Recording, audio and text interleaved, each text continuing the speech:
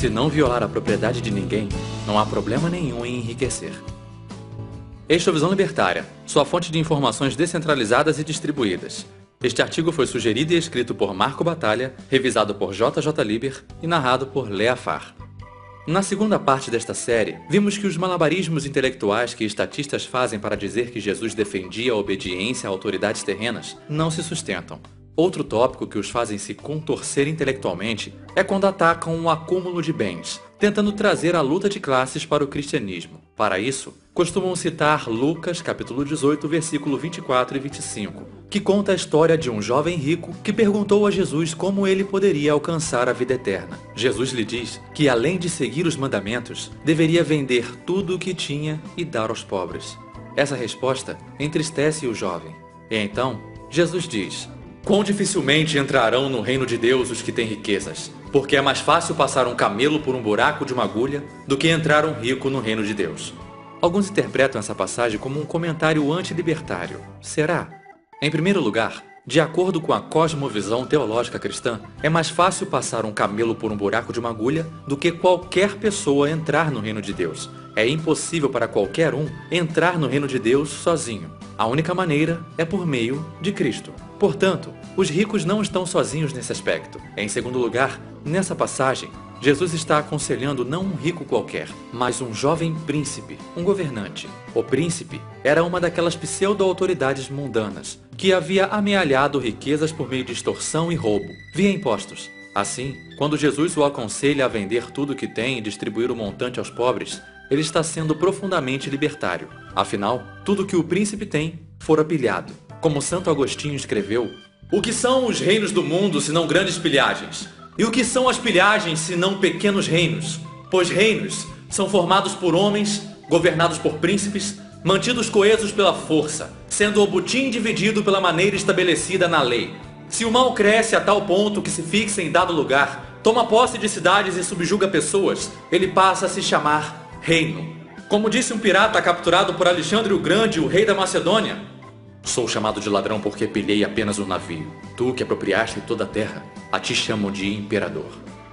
Portanto, quando Jesus aconselhou aquele homem rico em particular, aquele príncipe, ele estava dizendo o que qualquer libertário diria naquela situação. Vejam, respeitando a regra áurea, não violando a propriedade privada de ninguém, não há nenhum problema em enriquecer. Porém, normalmente, em um esforço para se defender o socialismo, muitos dizem que Jesus era uma espécie de asceta, contrário à posse de bens materiais, especialmente quando tais bens pudessem ser usados para ajudar os pobres. Porém, o próprio Jesus refuta essa ideia.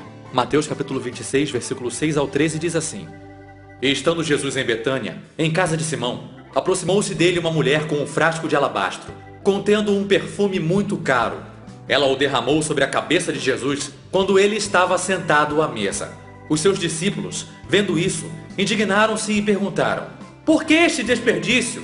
Este perfume poderia ser vendido por um alto preço e o dinheiro dado aos pobres.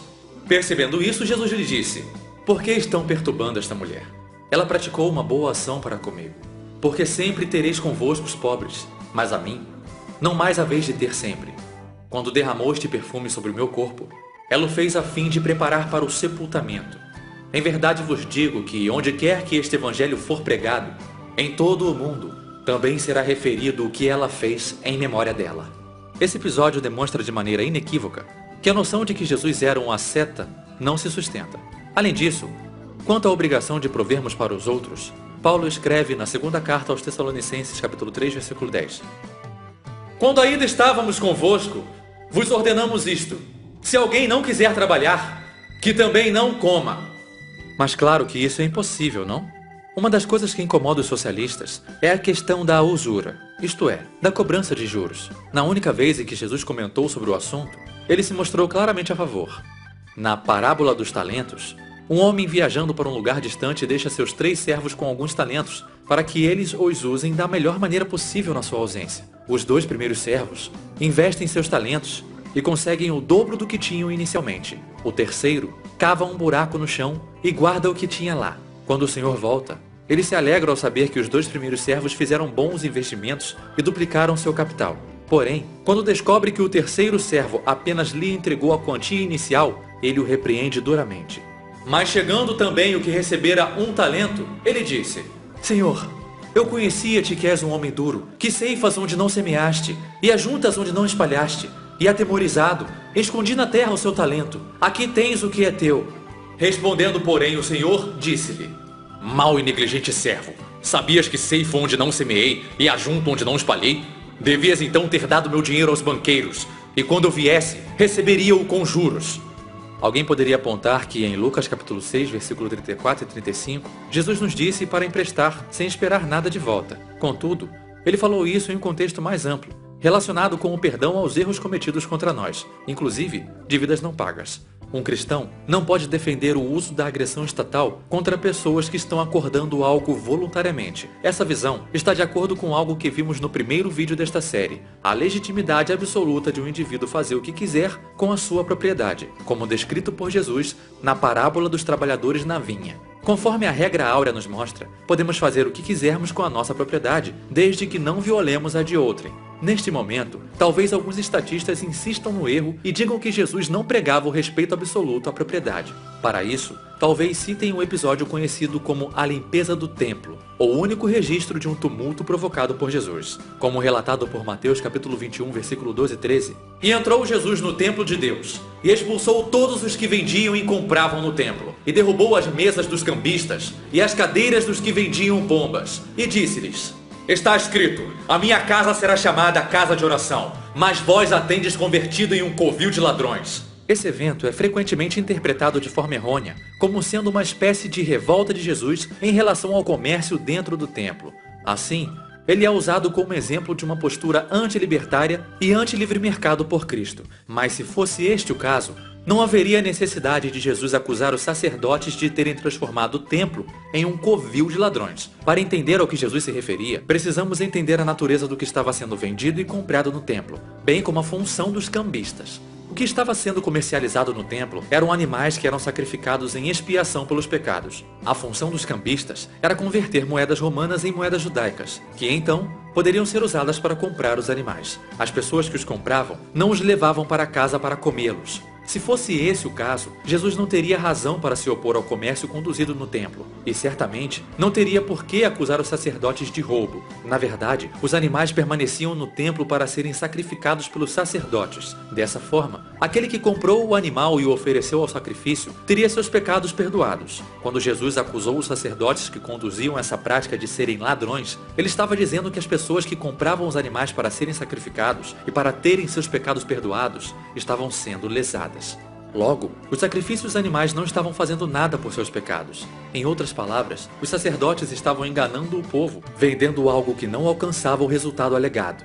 Portanto, os sacerdotes estavam cometendo fraude, uma violação de propriedade privada. Agora, percebam o que estava em jogo ali. Jesus veio para salvar as almas. E ali, havia pessoas sendo enganadas e levadas a acreditar que os sacrifícios estavam salvando suas almas. Como dito em Hebreus capítulo 10, versículo 4, porque é impossível que o sangue dos touros e dos bodes tire os pecados. Sendo o Messias, Jesus estava em uma posição única de determinar acuradamente se esses sacrifícios animais estavam cumprindo ou não o que lhes era alegado. E Jesus mostrou que os sacerdotes estavam enganando o povo. Assim, ele usou a força necessária para parar a agressão, a posição que, bem depois, a teoria libertária defenderia. É importante notar que apenas um verdadeiro profeta de Deus poderia ter tomado tal ação, pois qualquer pessoa normal não teria a informação necessária para detectar a fraude. Sendo assim, não só o uso da força por parte de Jesus foi bastante libertário, como esse uso teria sido inapropriado por qualquer outra pessoa. Além disso, o templo e sua mobília eram dedicados a Deus, com o templo sendo considerado a casa de Deus. Assim, Jesus estava simplesmente revirando suas próprias mesas em sua própria casa, sem colocar as mãos em ninguém. Entendido dessa forma, Jesus não estava sequer usando força retributiva contra a propriedade de outrem.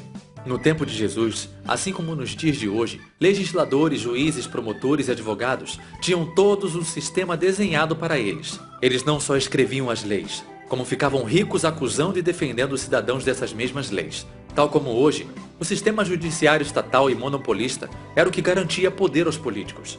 Assim, naquela época, Tal como nesta, havia um incentivo perverso para que a legislação fosse a mais arcana, ininteligível, contraditória e numerosa possível, fazendo com que os serviços dos participantes desse sistema fossem cada vez mais demandados. Sistemas judiciários estatais estão assentados naquele princípio satânico e não na lei natural, na regra áurea, na ética da propriedade privada. Jesus alertou os participantes desse sistema que arriscavam suas almas. Mas ai de vós, mestres da lei e fariseus, hipócritas, pois que vejais aos homens o reino dos céus, e nem vós entrais, e nem deixais entrar aos que gostariam de fazê-lo. Quanto a vós, peritos na lei, ai de vós também, porque sobrecarregais os homens com fardos que dificilmente podem carregar, e vós mesmos que não levantais nem um dedo para ajudá-los, ai de vós, mestre da lei, porque vos apoderastes da chave do conhecimento, vós mesmos não entrastes, e impedistes os que estavam prestes a entrar.